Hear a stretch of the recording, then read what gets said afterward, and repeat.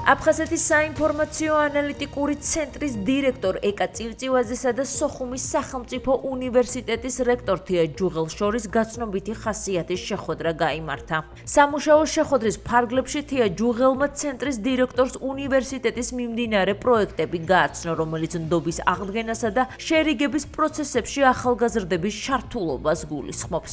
საინფორმაციო ანალიტიკური ცენტრის დირექტორმა უნივერსიტეტის რექტორს მიმდინარე პროექტების პოპულარიზაციის კუთხით საინფორმაციო მხარდაჭერა აღუთქვა. შეხვედრის მონაწილეებმა ასევე იმსჯელეს სამომავლო გეგმებზე და შეთანხმდნენ გრძელვადიანი პარტნიორობის გაღრმავებაზე. აღსანიშნავია, რომ ცენტრის სოხუმის სახელმწიფო უნივერსიტეტთან უკვე მრავალი წელია მჭიდროდ და წარმატებით თანამშრომლობს. დღევანდელი შეხვედრა სოხუმის უნივერსიტეტის რექტორთან ძალიან მნიშვნელოვანია ჩვენი მომავალი თანამშრომლობის თვალსაზრისით.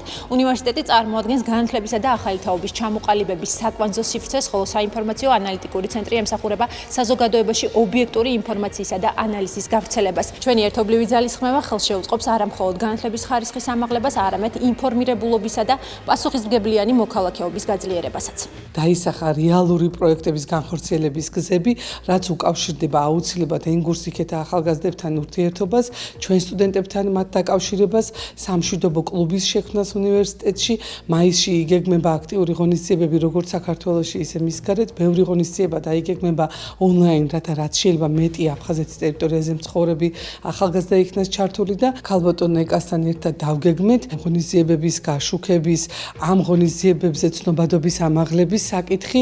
ეს ნაწილი უნივერსიტეტს არა აქვს ისეთი ძლიერი მოგეხსენება, ჩვენ საგანმანათლებლო დაწესებულება გვაქვს.